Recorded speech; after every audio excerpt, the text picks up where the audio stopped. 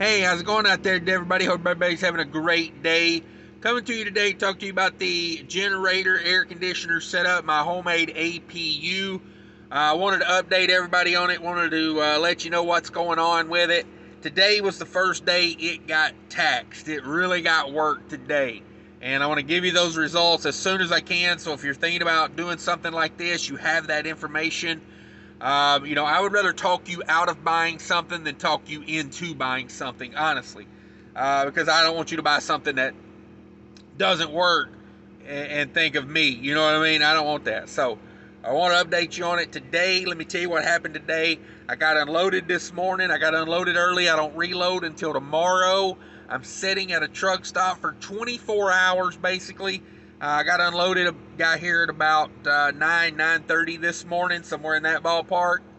Don't get to leave here in the morning. There's no reason to leave here until like 9:30, 10 o'clock in the morning.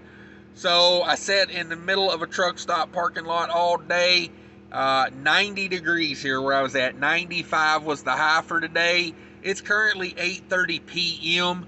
and it's still 84 degrees here. It was just hot, hot, hot here today. So the truck at one point said it was 115 in the parking lot. The feels like today was 106. So we dealt with a lot of humidity today. No airflow, like 1-2 mile an hour wind, no wind to speak of, just hot and humid, and that's what kind of day I was waiting on, honestly. The AC generator, she powered through. She worked hard today. That generator's been running high idle all day.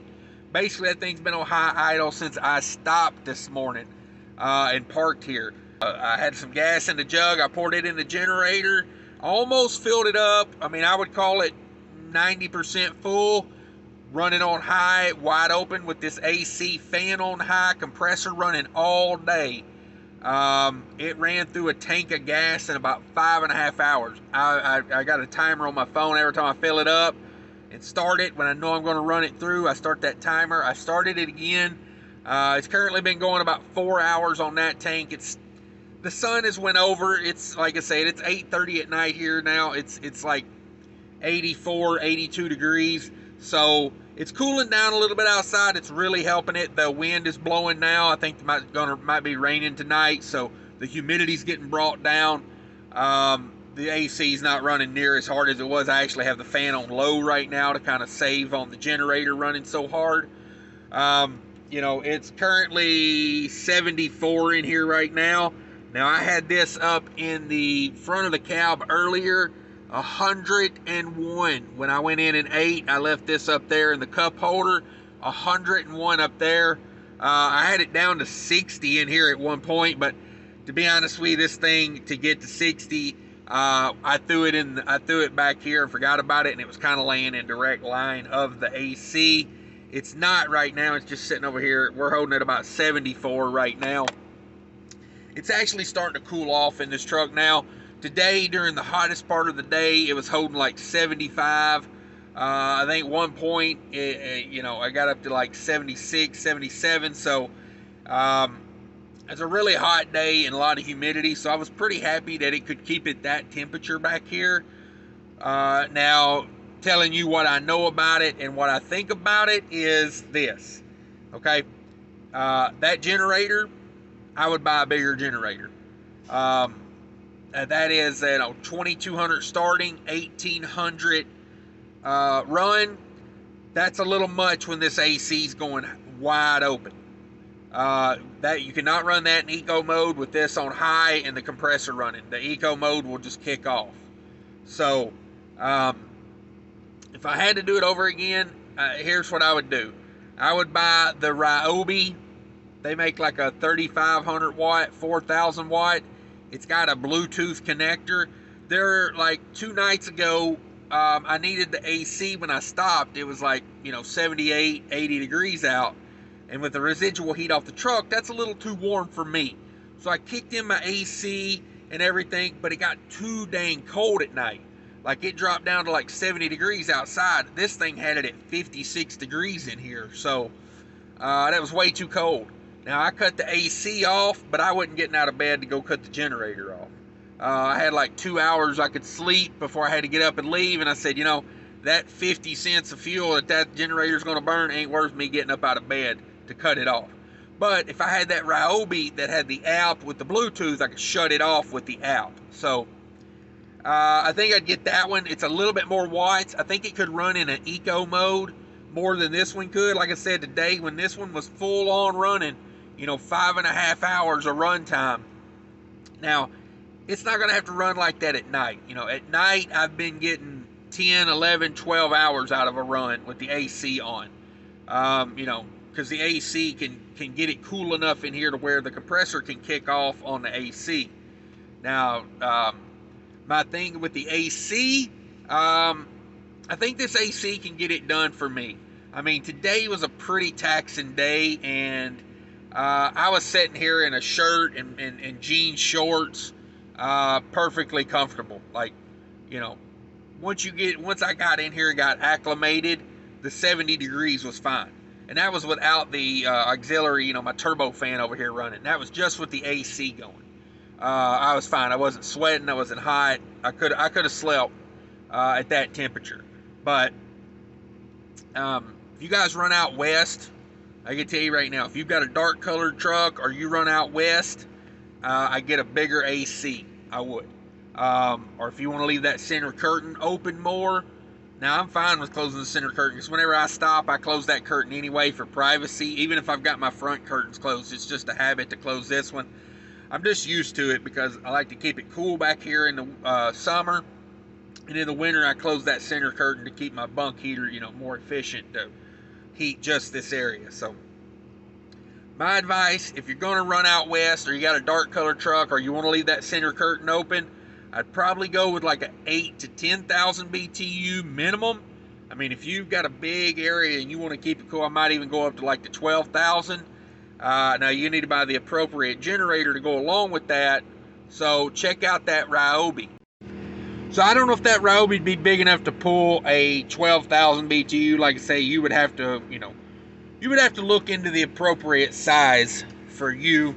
But I'm kind of in the market for, you know, that 3,500 to 4,000 range on the generator. You know, like I say, this generator runs this AC fine, but on a really hot taxing day like today, you know, I'd rather have a generator that didn't run high idle hard like that all day. You know, it seems like to me it's a little underpowered for, you know, this AC. Now, when things cool down and everything, you know, kind of cools and calms down a little bit, that generator calms down with it. But, you know, there's going to be a lot of, like, I need it when it's the hottest, basically, is what I'm saying is.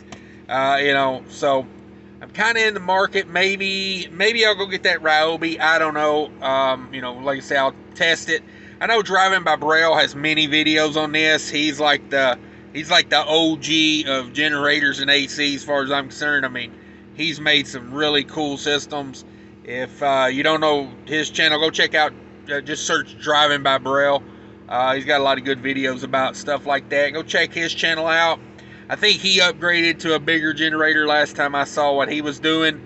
And I can see why. You know, he runs out west, and he's got a bigger AC unit than I got. I especially think if you're going to run one of these that's got the heat in it as well, you're going to want a bigger generator. So maybe I should have took more heed from the videos I was watching instead of just you know. Basically, here's the thing: I'm cheap. I tried to get into this really cheap, and I did, and it's proven itself. I mean, like today, okay, even if the thing, okay, to sit here for 24 hours, if I have to burn 3 gallons of gas to sit here and be, you know, 70 degrees, it's currently 73 degrees in here right now. It's cooling off, you know, as it cools off outside, you know, this thing is still running. Like I said, fans on low, but we'll lose, you know, drop temperature outside, we'll drop temperature in here along with it. Eventually that will kick off. I think I got it set to like 70 right now, so it'll kick off in a little while. Now, I have to set that to a higher temperature because this thermostat, this thing is supposed to be sitting in an open room, you know. and it's closed off with the curtain, so the back side of it's 100 degrees and the front side is 70. So that thermostat there never really gives me an accurate reading. But yeah, I mean, if I can stay in the 70s for what I burn 3 gallons of fuel, if I go through 3 gallons of fuel, I'm assuming I'll get a nice long run out of this tank, because the AC is gonna kick down here in a minute, maybe an hour or two. It's about 8:30 right now, so AC kicks down, I think we'll be doing a lot better. But even if I have to go through 3 gallons of gas, that's $15 to sit here and be comfortable for 24 hours. You know what I mean? I'm not going to idle the truck and be in that situation. And I mean, a tri-pack maybe would have did it a little bit more efficient. I'll give you that. But I'm not going to spend, I'm not spending $7,000 to $15,000 on an APU right now with the trucking economy the way it is, and this truck, having the miles it's got on it. I'm just not in the market for it. So I got into it cheap, and it's proven itself. Even if like I said, if I have to burn 3 gallons of gas, it's $15, $16, $17. It's pretty cheap. I talked to a guy today here. I was setting everything up, and he was asking me about it and wanting to look at it, and I said, yeah, man, hey, like, I'll show you, how the generator's set up and everything, and this is all you got to do. And I told him, I said, I seen a guy at a truck stop the other day, had a good idea. He didn't even have his venting out the window. Get this, he took one of his truck vents. He had an older Volvo. He took one of the vents for the Volvo and had it fixed where his exhaust for his AC just kind of mounted to that vent. And he had that, what he did, they had 2 vents side by side. He took one of those vents and just kind of cut it off from the other one, and it basically just pumped that hot air, like, right outside the truck there. He had a little hole cut for it. It's a pretty slick deal. I guess during the day when he's not running the AC, at night, he just shut that vent, I mean, for as good as it shuts off, probably gets the job done. But he just had it vented right out that, and then he had the vent fixed where, it kind of went out. That's a good idea. But I told him, I said, this guy I was talking to today, I said, for what I got in this, he was saying, he's like, yeah, I mean, I'm idling like 12 to 14 hours a day out here. He had a black Kenworth, and man, that thing was baking. Not a newer Kenworth either, like a T2000 Kenworth, a black one. So, an older truck, idling all the time. I told him, I said, it's a no-brainer, man. I said, especially if you live down here in the South with that black truck, holy moly. Like, go buy you a generator and an AC today. I told him, I said, it's 5,000 BTU. If you're down here, I might get one a little bigger, but, I got into it cheap. I'm less than $1,000 into this, and it's proven itself.